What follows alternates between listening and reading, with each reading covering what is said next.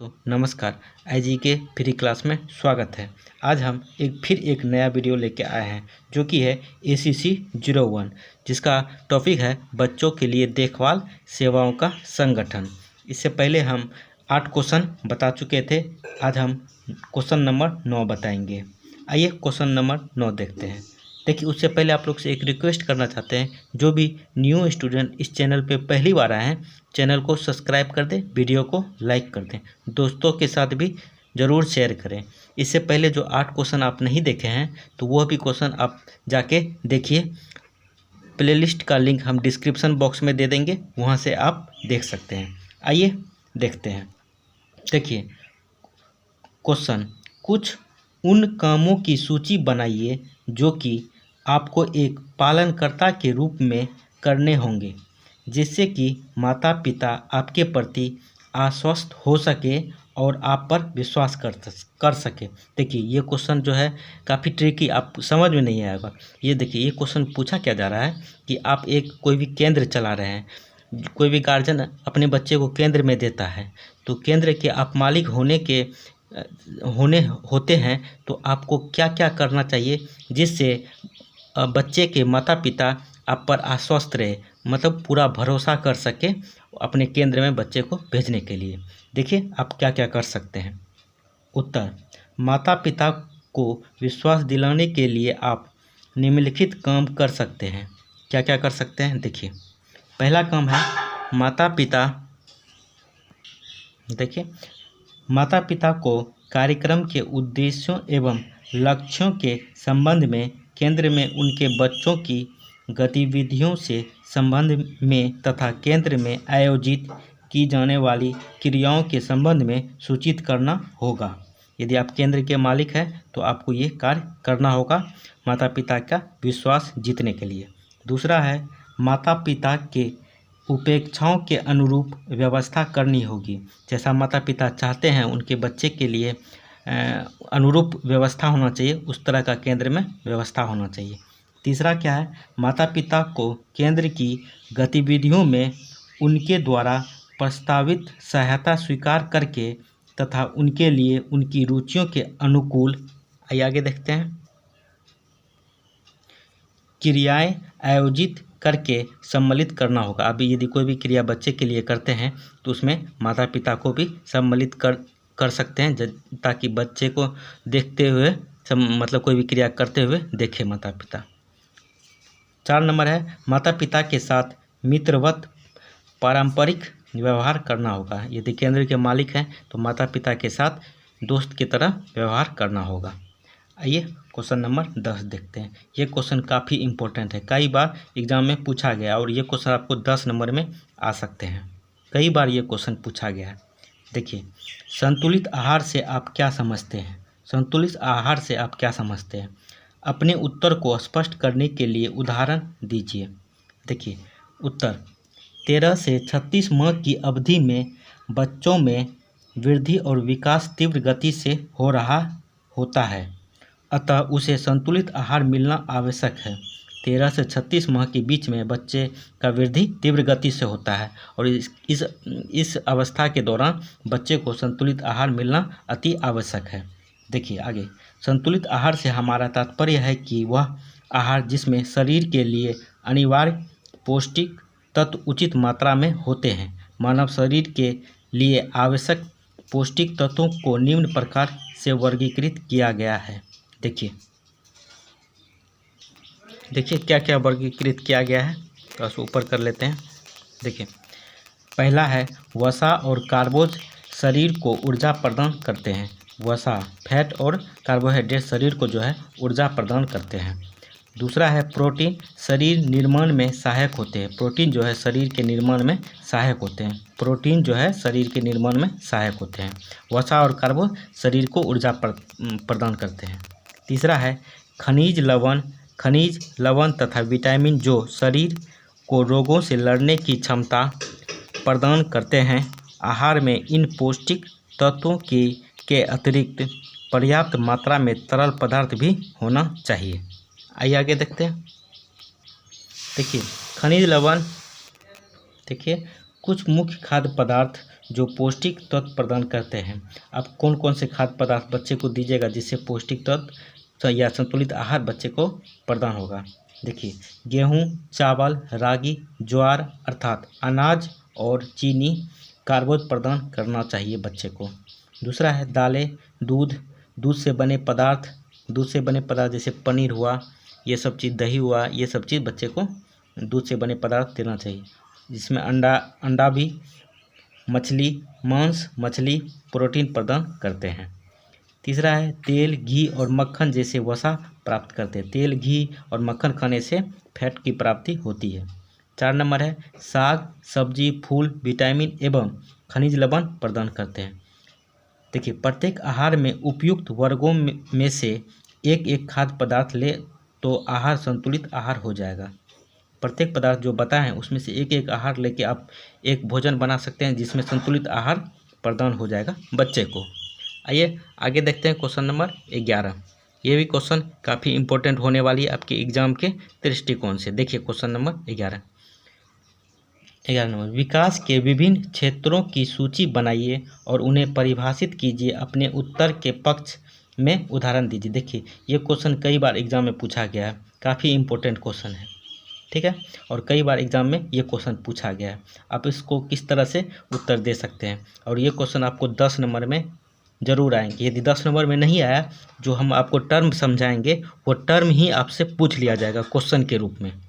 आइए देखते हैं। देखिए, व्यक्ति के जीवन में होने वाले विकास को विभिन्न भागों में वर्गीकृत किया जा सकता है, जो इस प्रकार है। व्यक्ति के जीवन में जो है विकास के विभिन्न भाग में वर्गीकृत किया जा सकता है, जो इस प्रकार है। पहला है शारीरिक तथा क्रियात्मक विकास। यदि आपसे हो सकता है आपसे पूछ लिया जाएगा कि शारीरिक तथा क्रियात्मक विकास किसे कहते हैं, तो आप जो बता रहे हैं ये लिख दीजिएगा, तो आपका आंसर कंप्लीट हो जाएगा। देखिए, शारीरिक विकास का संबंध उन शारीरिक परिवर्तनों से है जो शरीर के अंगों के आकार एवं बनावट में होते हैं। ये परिवर्तन गर्भावस्था से ही शुरू हो जाते हैं। क्रियात्मक विकास से तात्पर्य है शारीरिक गतिविधियों पर नियंत्रण। इसी के परिणाम स्वरूप बालक जैसे जैसे बड़ा होता है, पहले के कौशलों में निपुणता आती है और साथ ही वह नए नए कौशल सीखता है।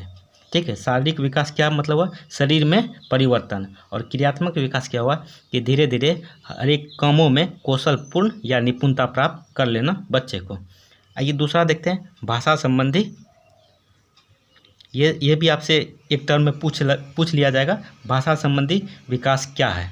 तो आप जो बता रहे हैं ये लिख दीजिएगा, तो आपका आंसर कंप्लीट हो जाएगा। देखिए, विकास से तात्पर्य है कि एक बच्चा जो रोकर माँ को अपनी बात समझाता था, वह अब शब्दों का इस्तेमाल करना और फिर वाक्यों में बातचीत करना सीख जाता है। भूख लगने पर बच्चा रोता था, धीरे धीरे दूध, आगे देखते हैं। देखिए, दूध बोलकर फिर कुछ समय बाद माँ दूध और अंत में माँ मुझे दूध पीना है कह कर अपनी बात बताता है। इससे भाषाई का विकास होता है बच्चे में।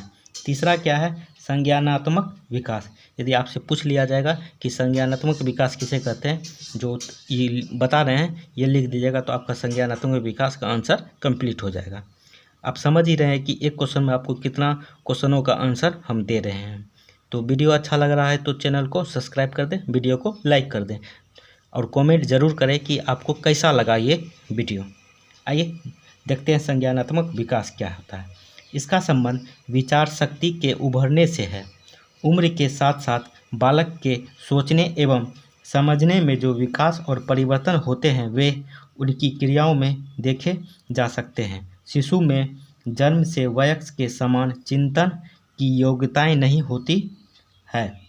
धीरे धीरे आसपास की वस्तुओं और अन्वेषण वस्तुओं के संबंध में क्यों, क्या जैसे प्रश्नों के परिणाम स्वरूप उसके ज्ञान में वृद्धि होती है। अमूर्त विचार का पूर्ण विकास किशोरावस्था में ही होता है। वह अपनी जटिल समस्याओं को संभाल सकती मतलब कोई भी कठिन कार्य वो कर सकती है संज्ञानात्मक विकास के होने से। अतः व्यक्ति के जीवन की प्रत्येक अवस्था में सोचने की क्षमता पिछली अवस्था की तुलना में गुणात्मक रूप से अधिक विकसित होती है। ठीक है, संज्ञानात्मक विकास समझ गए होता है। और उसके बाद होता है सामाजिक विकास। सामाजिक विकास क्या हुआ, देखिए सामाजिक विकास आपसे हो सकता है ये भी पूछ लिया जाए 1 या 2 नंबर में कि सामाजिक विकास किसे कहते हैं, तो आप समझ लीजिए इसको। और ये 4 टर्म है विकास के, चौथा टर्म है कि सामाजिक विकास भी होता है बच्चे में।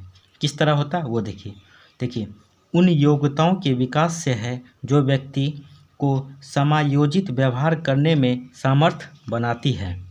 शेषावस्था, देखिए शेषावस्था क्या होता है, 2 से 6 वर्ष के बीच की आयु के बच्चे को शेषावस्था कहते हैं। देखिए आगे में बालक की क्रियाएं उसकी अपनी आवश्यकता तक ही केंद्रित रहती है। 7-8 साल की आयु के बाद वह आदान प्रदान पर आधारित अस्थायी संबंध बनाता है। किशोरावस्था और आइए आगे देखते हैं। देखिए वयस्कावस्था में दूसरों के दृष्टिकोण को समझने की योग्यता से उसे लोगों के साथ संबंध बनाने में सहायता मिलती है, जिससे सामाजिक विकास होता है। 5वां टर्म है विकास का भावात्मक विकास का संबंध। देखिए ये भी आपसे पूछ लिया जाएगा, भावात्मक विकास किसे कहते हैं, या उसको इस पर टिप्पणी लिखे जो हम बता रहे हैं। इससे आप इसको लिख के अपना आंसर कंप्लीट कर सकते हैं। ये लास्ट टर्म है विकास का। देखिए क्रोध, आनंद, भय, हर्ष, खुशी, चिंता और दुख जैसे मनोभावों को अभिव्यक्त करने से है। जो भावात्मक विकास जो है ये क्रोध, आनंद, भय, हर्ष, खुशी, चिंता और दुख जैसे मनोभावों को अभिव्यक्त करता है बच्चा, जिससे बच्चे में भावात्मक विकास होता है। देखिए आगे जैसे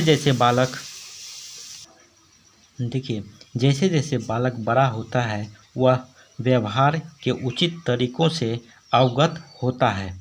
वह अपने मित्र से क्रोधित होने पर उसे अपनी नाराज़गी दिखाने के लिए झगड़ता है, परंतु धीरे धीरे क्रोध प्रकट करने का उचित तरीका सीख जाता है, जिससे भावात्मक विकास होता है। ये 5 टर्म है विकास का।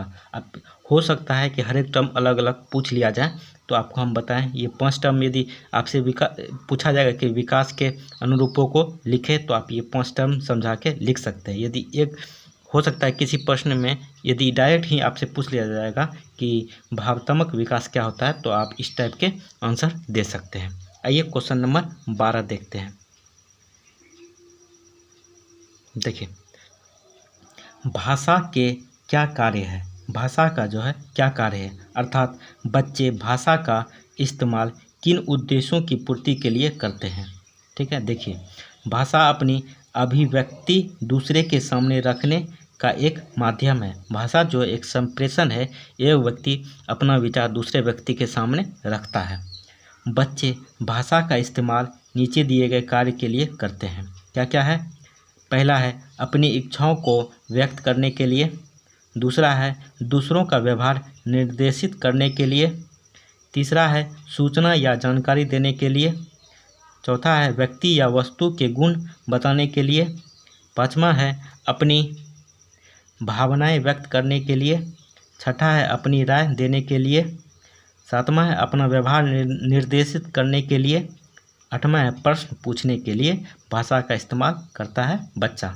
ये क्वेश्चन आपको 5 नंबर में हो सकता है आ जाए, तो आप ये लिख सकते हैं जो हम बताए हैं। आइए आगे देखते हैं। देखिए वीडियो अच्छा लग रहा है तो चैनल को ज़रूर सब्सक्राइब कर दीजिएगा, वीडियो को लाइक कर दीजिएगा।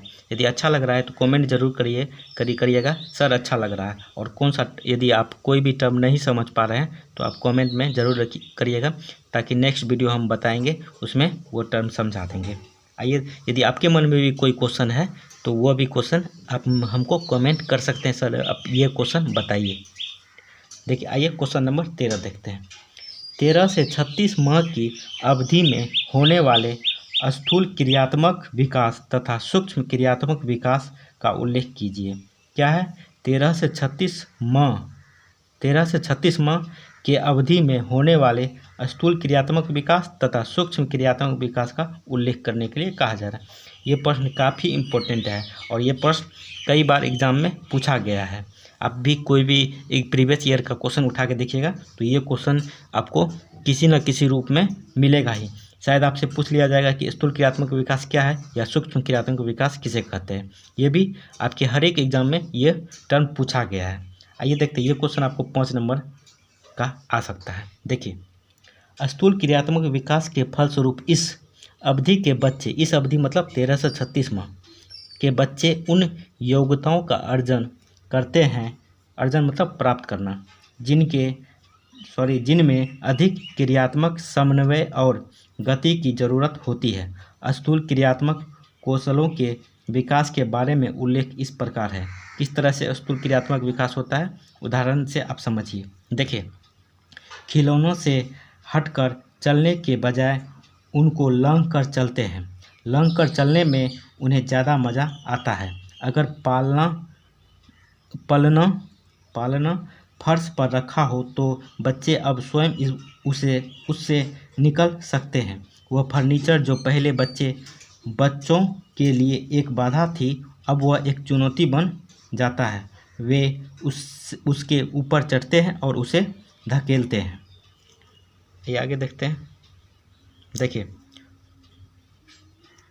19 से 24 महीने की अवधि के अंतर्गत बच्चे किसी का हाथ पकड़कर सीढ़ियां चढ़ने लगते हैं, तथापि वे घुटनों के बल चलकर स्वयं सीढ़ियों चढ़ और उतर जा पाते हैं। इसके पश्चात वे एक पाँव सीढ़ी पर रखते हैं और फिर दूसरा पाँव सीढ़ी, आइए आगे देखते हैं। देखिए, सीढ़ियों पर लाते हैं और इसी प्रकार वह सीढ़ियां चढ़ने के लिए वे एक सीढ़ी चढ़ते हैं। दूसरे और तीसरे साल के अंतर्गत वे किसी सहारे को पकड़कर बारी बारी से एक पाँव के बाद दूसरा पाँव उठाकर सीढ़ियां चढ़ने में सक्षम हो जाते हैं। 3 वर्ष के कई बच्चे 3 पहियों वाली छोटी साइकिल भी चला सकते हैं। ये देखिए, ये स्थूल क्रियात्मक और सूक्ष्म क्रियात्मक विकास का एक उल्लेख है 13 से 36 माह के बीच में। आइए क्वेश्चन नंबर 14 देखते हैं। ये भी क्वेश्चन काफ़ी इम्पोर्टेंट होने वाली है। देखिए, बच्चे के साथ कैसे समय बिताए से क्या तात्पर्य है। बच्चे के साथ आप समय कैसे बिताइएगा वो स्पष्ट करना है, ठीक है। देखिए, कैसे समय बिताए से तात्पर्य है कि देखभाल करने वाले और बालिका में अंतःक्रिया किस प्रकार की है। एक बात आप समझिए कि कहीं पे बालक नहीं लिखा रहता है, बालिका लिखा रहता है। इसका आप ये मतलब मत समझिए कि ये लिख देता है। इसका यही मतलब है कि बालक से यानी कि लड़का से जल्दी विकास लड़कियों में होता है, इसलिए बालिका का ज़्यादा लिखा हुआ आपको बुक सब में मिलेगा, ठीक है। आप समझ गए होंगे बालिका में अंतःक्रिया किस प्रकार की है। ऐसा भी संभव है कि एक व्यक्ति बालिका के साथ सारा दिन बिता दे, परंतु उस दिन उसकी और समुचित ध्यान न दे, न तो उसके साथ बात करे, न ही खेले और न ही उचित रूप से बालिका के प्रश्नों का उत्तर दे, अर्थात वह बालिका की उपेक्षा करता रहे। वयस्कों की प्रतिक्रिया से ही बच्चों को चाहे जाने और प्यार किए जाने का एहसास होता है। अतः बच्चों के साथ बिताए गए समय से यह नहीं जाना जा सकता है कि बच्चे की देखभाल कैसी की गई।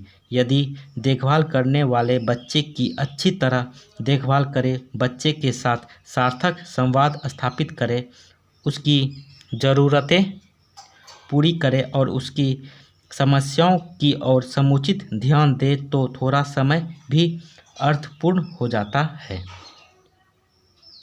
इस तरह से बच्चे के साथ अपना समय बिता सकते हैं। ऐसा समय बिताना है कि बच्चे कुछ सीख सके और अपने से खुद कुछ कर सके, ठीक है। आइए क्वेश्चन नंबर नेक्स्ट देखते हैं। चलिए यहीं तक रहने देते हैं क्योंकि वीडियो काफ़ी लंबा होता जा रहा है। 20 मिनट के आसपास का वीडियो हो गया है, काफ़ी लंबा होता जा रहा है। यहीं तक रहने देते हैं। नेक्स्ट वीडियो में हम आपको 15, 16, 17 ये सब क्वेश्चन बताएंगे जो काफ़ी इम्पोर्टेंट होने वाली है।